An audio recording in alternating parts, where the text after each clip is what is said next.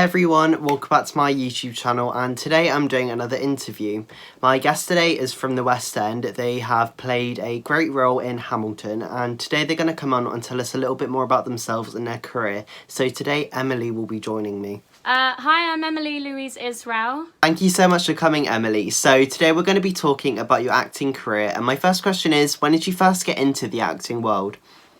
Maybe when I was about 16. No, not 16. Like I would say about 18. I went to arts ed for sixth form. I didn't go to drama school because it wasn't in the cards for me. I didn't want to do it.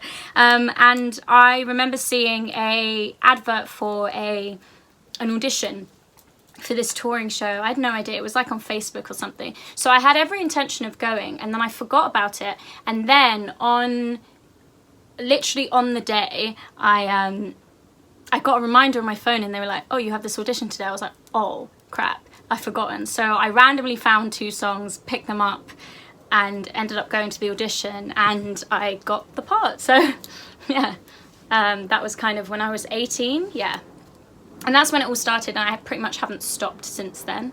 Oh, that's crazy, like with the audition and things, like you kind of didn't know until like that day. That's a kind of like a last minute thing, but it's super exciting as well. So obviously one big moment in your career was Hamilton. So what was it like auditioning for that musical? It was long. It was a very long audition process, actually. And originally, I wasn't up for the part that I have now. Originally, I was up for cover for understudy of all 3 girls, and I went in a lot of times, and then eventually they just basically said, oh, we think you're a bit too young for this part, so we're not going to see you for this anymore. And at the time, I was like, fine. I went off to Paris, was doing Lion King and stuff, and then my agent calls me and he's like, oh, well, they want you to come back in, but this time for Peggy, Schyler and Reynolds. And I was like, sweet, okay, cool. I had to get on a Eurostar on my day off, go back to London, do the audition, and then I had to stay in London for a day, or they said they'd let me know in the same day so I'd know if I needed to go back in the next day.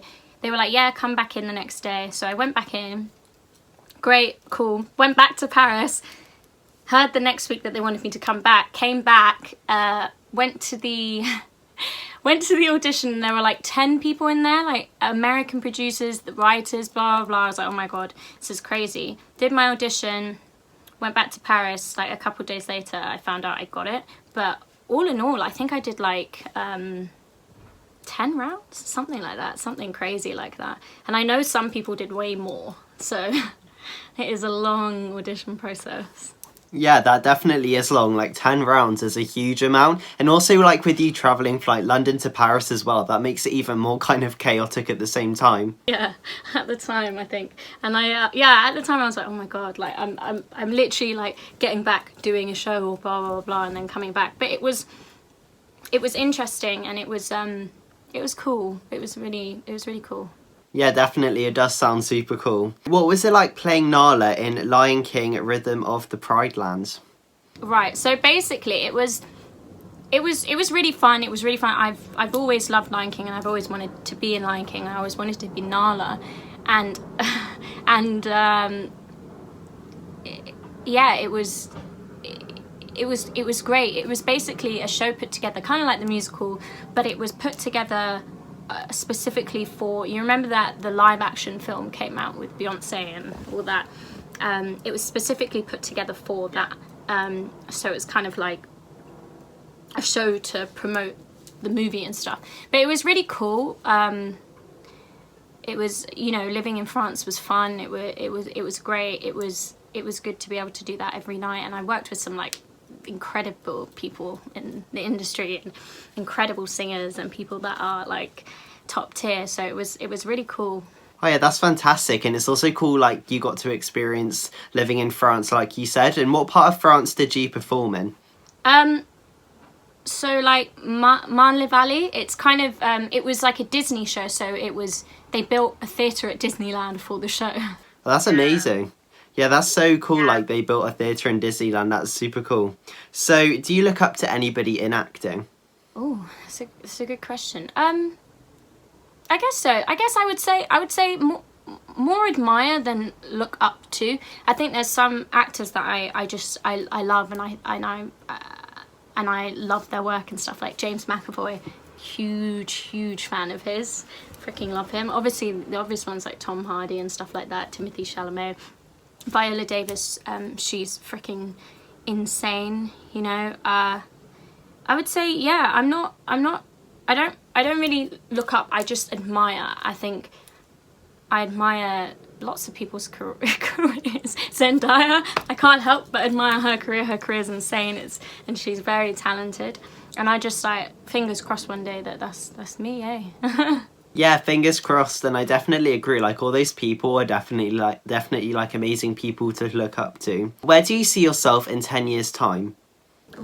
Definitely in a really big old mansion in the Hollywood Hills. I'm kidding. Well, maybe, we don't know. Hopefully just continuing to grow and be successful and be happy within my career. I kind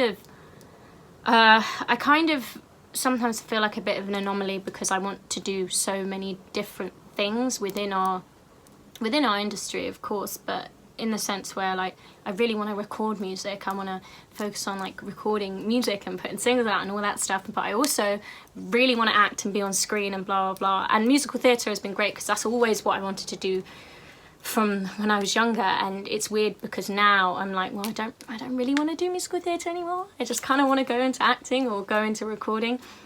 So I'm in that sort of mind. So hopefully on a big old screen in the cinema somewhere, at the Oscars, at the BAFTAs, at the Grammys, hopefully, something like that. That's what I hope for anyway. I've got big aspirations and like big dreams.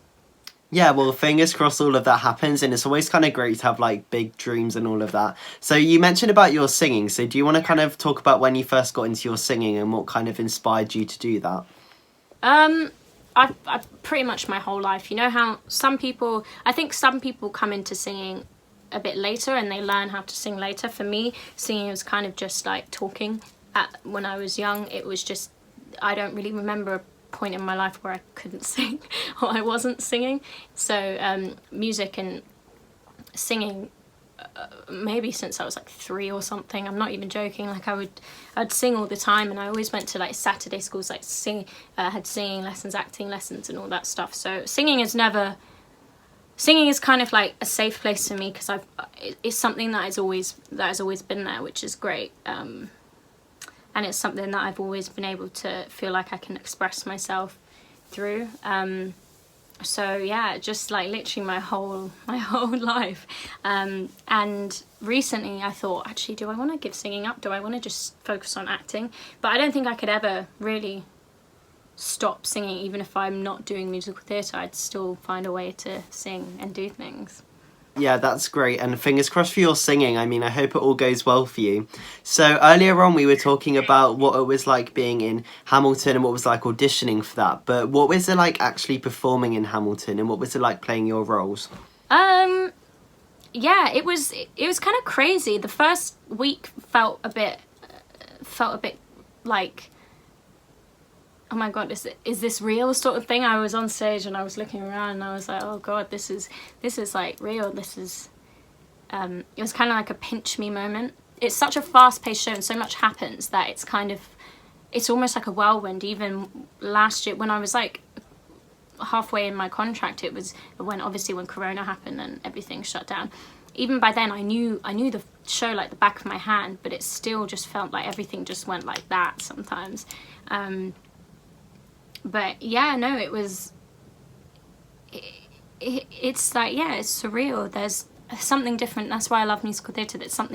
And live music, there's something different about live music, you know, singing live and seeing a story unfold and having people kind of take you through this journey. And you really feel that even on stage in Hamilton, which is great. Yeah, well, that is great, and it obviously Hamilton is like, I think it's probably one of the biggest musicals in London, and it definitely is amazing. Do you have like a favourite song from Hamilton?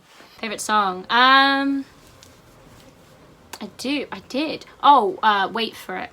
That is like That is my favourite, and I never get tired of hearing it, like, every time we do it. And so, especially because the rest of the cast, apart from obviously Burr, is like stood in the middle, all of us are just sitting on the side, like kind of singing with him, but we're not really in it.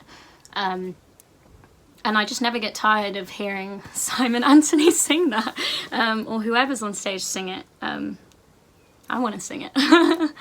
Yeah, well, yeah, that's definitely a great song, and it sounds like an amazing setup as well, so that's great. So if you could pick, what's been the best moment in your career? Actually, when I was doing a show called Gobsmacked in America, there's two. I'm cheating, there's two. One of them, we performed at the halftime game of the Cleveland Cavaliers and Chicago Bulls basketball game, and it was just like insane because it's like this huge arena, kind of like Wembley or whatever, and it's just us in the middle singing a song, like singing a song from the show, and all these celebrities and these like basketball players just there. It was very surreal. I literally walked past LeBron James and I was like, oh my god, hi. So yeah, that was crazy.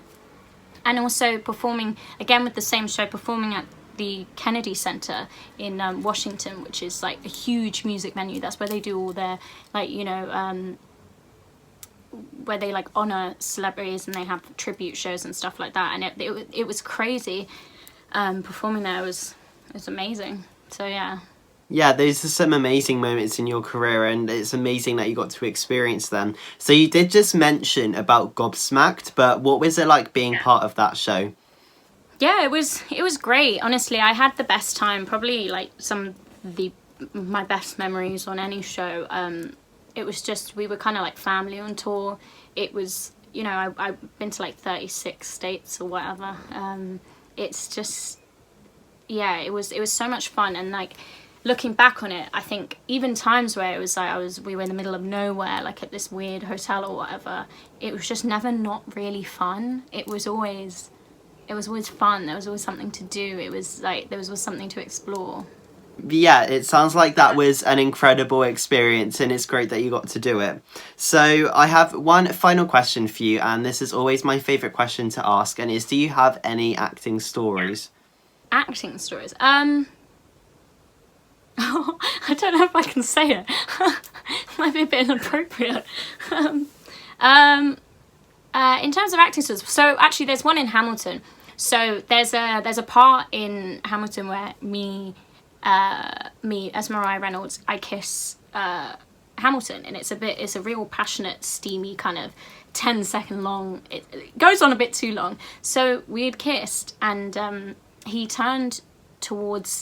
went to go turn towards the audience, and I meant to go walk to the back of the stage, but the lace on my corset had got stuck on his buttons, so we turned and we just smacked back into each other, and we were literally like, oh my god, what do we do? What do we do?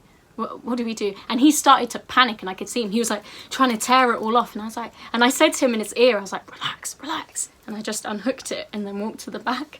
But it was just, it felt like, and apparently no one could tell, but to us on stage, it felt like a whole minute of us just like trying to untangle. And because we're at center stage at the front, there's no one else is on stage. It's just us.